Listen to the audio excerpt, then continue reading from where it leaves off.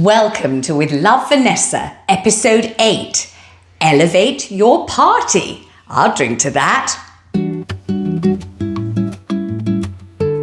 Here at Phelps Towers, there's nothing I enjoy more than throwing a party, a soirée, a fête champêtre, if you care to call it that. I do love a shindig. I do love a little get-together. I do love to open my portals. I always enjoy opening my portals if anyone's interested in seeing my portals opened. So I like to throw my portals widely, abundantly open and welcome congregations of dear friends, some of whom I've known couple of days, some of whom I've known 2 or 3 weeks, and I say welcome, welcome all ye who enter here. But to get myself in party mood and party mode before the cascade, the avalanche of delightful acquaintances booked in by my agent, most of whom I've never met, arrive and descend upon Phelps Towers, I like to make myself what I like to call a little drinky poo. And I always find it particularly festive to quaff my beveragini from a delightful vessel such as this. As you can see, it's an homage.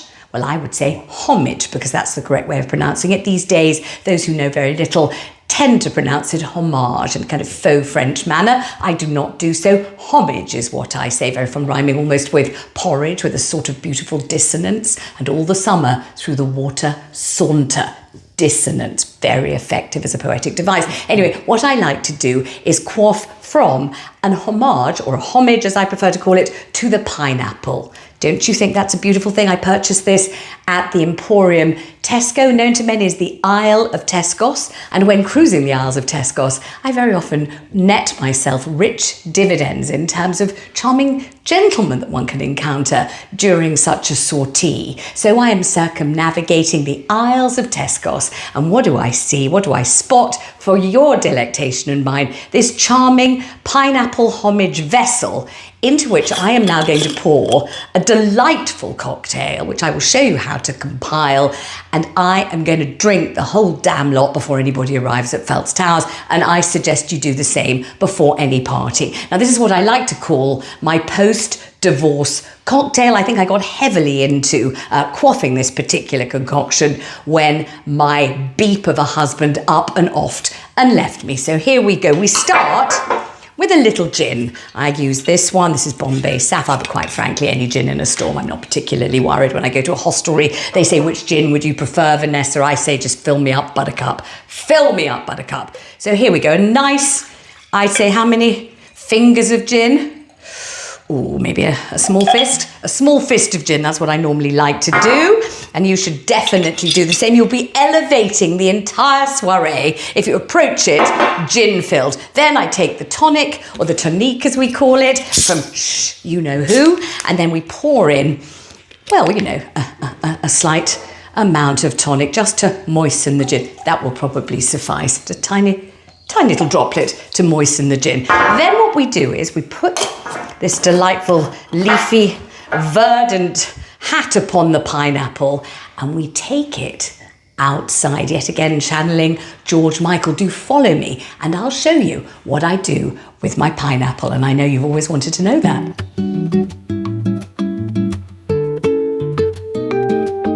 So you transport your pineapple full of gin and just a splash of tonique into the sunshine. Now, you may have heard that some folk make Sun tea. What they don't seem to realise is that the key element there is missing. You don't want sun tea. What a boring drag that is. What you want, of course, Sun G&T. It has to have the G. Now, here is the G&T. Put it in the sun, place it in the pot near a climbing rose. There it is, and let it languish, let it recline, let it sunbathe, let the sun's rays bathe and elevate your G&T. Leave it to cook in the sunshine for a couple of hours or so before the party, then rush out and knock back the entire contents. And I'm telling you, your party will instantly be elevated. So will your expectations of life. So will your libido. So will your fantastic party piece. You'll grab that karaoke mic. You'll give it Believe by Cher. Do you believe? It will be fabulous. People will adore you. I find it never fails. The Sun G&T.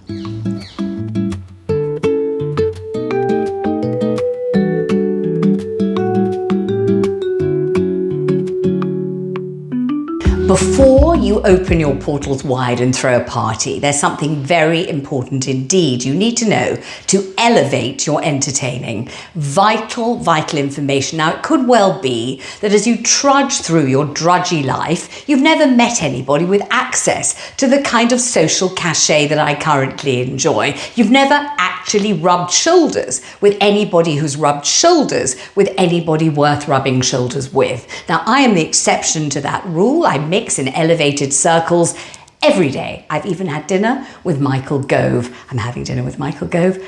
Again, just watch that space. But what I need to tell you is vital, vital information that will elevate the path of the entire rest of your existence, however humble. And this is it.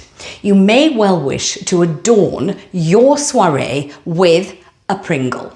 You may well consider Pringles the ultimate snack, the ultimate nibble, the ultimate taste to add punch and vavavoom to your party. And you would be right. There's very little to match the Pringle. It has this beautiful inbuilt undulation. It is toothsome, it is snappy, it is crispy. People adore a Pringle. Where does the Pringle become muddied? Where does the Pringle begin to descend the social scale and go from the prince, the king of the crisp, to way down in the gutter of the crisp world? I will tell you, and you will thank me. You will say, Vanessa, with love, you have done this with love. The Pringle is socially acceptable only, solely in the original flavour. If you provide your guests, both high and lowly, but I wouldn't bother with the lowly, don't invite them, you've only got a limited amount of space, you realise that. Invite the high, leave the low at home, they'll be fine. They'll be watching Coronation Street or EastEnders, they'll be perfectly happy wallowing in their own mess, just leave them there. Concentrate on the high, invite the high and serve them with pride the original flavoured Pringle only. Do not even consider inflicting upon them any of the vulgar apparatchiks of the Pringle world. This, for example, Pringles, sour cream and onion, should not be given house room. You should not allow it in your larder or pantry. If somebody brings this into your house to defile your elevated environment, you fling it. You fling it from your kitchen. You do not allow it house room. Similarly, any of the other bastardized arriviste flavours which would denote you as a vulgarian, a common churl or a boor. Only the original, authentic Pringle is served by you at one of your elevated soirees or fêtes champêtres. Any of the other flavours you cast from you thus, never to darken your doors again.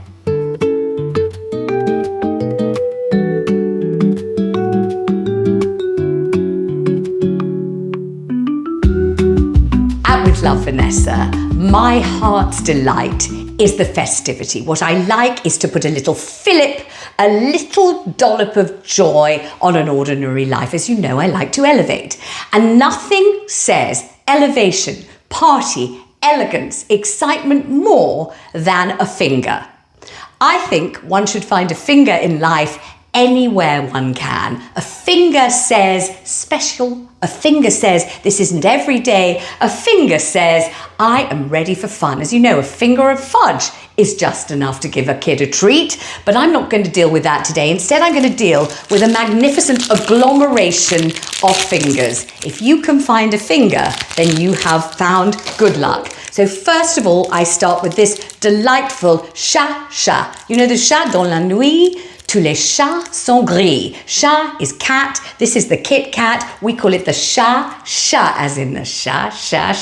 So fingers, yes, not just one finger, but two. I always say a double fingering is delightful. A single finger, fine, but a double finger, double pleasure as in double your pleasure, double your fun, double fingers, utterly marvellous. So here we have the sha-sha, the sha-sha-sha. So here we put them down like this. Then we have, remember the Cadbury? You know, it's a kind of berry. There's the strawberry, the raspberry, the blackberry, and the beautiful Cadbury, which should be growing on a bush somewhere near you. And keep your bush beautifully trimmed, particularly if you're searching for a finger. It really does make you svelte and aerodynamic, not of course aerodynamic. So this is another kind of finger. This is the Cadbury finger.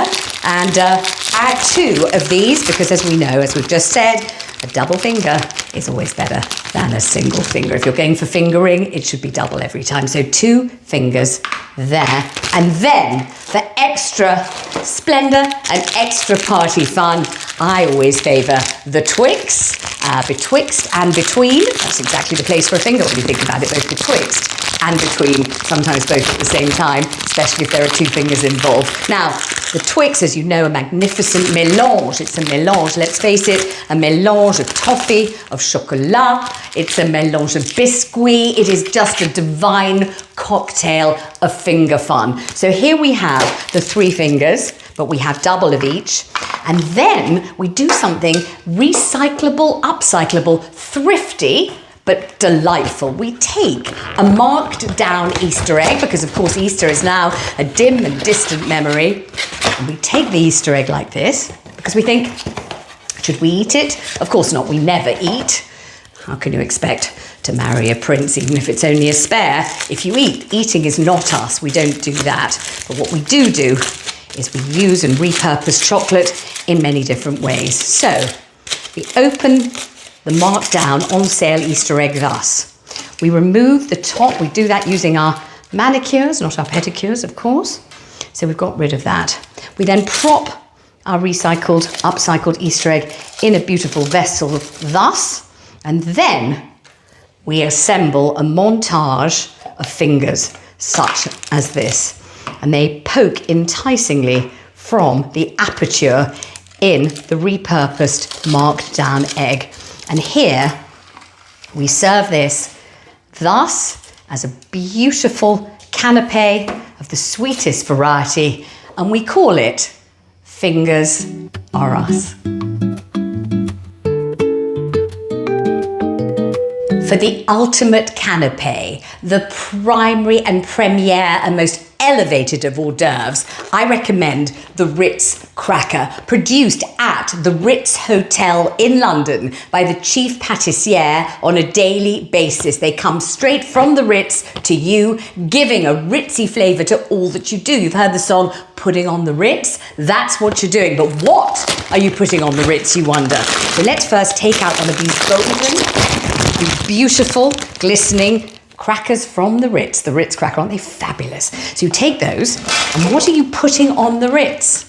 You are putting these magnificent triangular cheeses, which come from a dairy at a beautiful and verdant place called Lee, the Dairy of Lee. Now, the Lee dairies are known the world over, and bizarrely, it's quite fascinating. It's a little like, you know, the triangular chocolate from Triangular Bees made with triangular honey, the Toblerone, you know that? Well, at the Lee Valley, the cows produce triangular milk, which gives us these wonderful triangular cheeses, all the way from the dairy at Lee. Look at these, the Dairy at Lee triangular cheeses. They are a geometric pleasure. They are a joy to the palate. They come easy to unravel, especially with practice.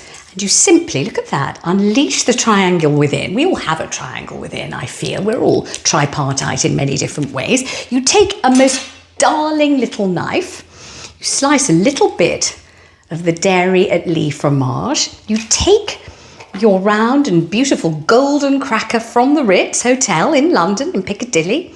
You smear just a sliver of the Dairy of Lee triangular cheese upon the Ritz Cracker. And then you take one of my lovely dried petals and sprinkle.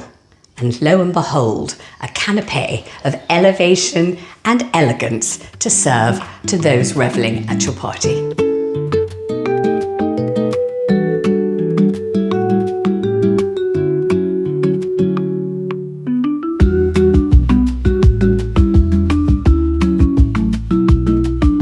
You see before you an exquisite explosion of floral colour and harmony, scent and fragrance assembled by me. I adore flower arranging and I do it whenever I get the chance. Now this was for a party held at Phelps Towers on Tuesday evening to celebrate the book launch of my darling daughter Saskia, whose book is called Help, My Child's Anxiety is Giving Me Anxiety. Well, I didn't want to add to my child's anxiety. I only wanted to soothe her fevered brow and celebrate the darling child that she is. And so it fell to me to give the flower arrangements to the party. So I put my heart and soul into this. But what I want to show you, darling With Love Vanessa viewers, is not everything is what it appears to be. So first of all, I may appear to be accessible, to be living the same sort of life as you. I'm doing this primarily for the cameras. Obviously, in real life, I'm jetting off here, there, and everywhere, and you probably suspected as much. Now, this exquisite arrangement, creatively and artistically compiled by me, is not all it appears to be, because yes, this is a beautiful iris. Yes, this is a carnation. Yes, this is a rose. Yes, these are lilacs. Are the lilacs in bloom? They most certainly are. Stocks, yes. What else have I got? Oh, yes, enormous lilies of great fragrance. Yes. But what you're wondering is this. You're thinking, that's an interesting flower, Vanessa. And I can show you that this flower is not fragrant. This is plastic. This is an artificial flower. So is this. So is that. So is that. Why? I'll tell you why. Because Netflix, Lord knows why they're tarrying, why they're dragging their feet in this way, has still not commissioned With Love Vanessa. So money is not necessarily in abundance flowing as I would love it to when I become a billionaire CEO. You'll be the first to know. So saving money is always a good thing to do. And these, of course, are recyclable. You upcycle and you elevate the plastic, unreal flower. You put it in among the real flowers, and nobody would ever know it. It's a magpie in the nest, and you'll find the same works socially. You just place yourself close to the rich, the famous, the influential, and no one will realise you didn't originally fit in. Tip.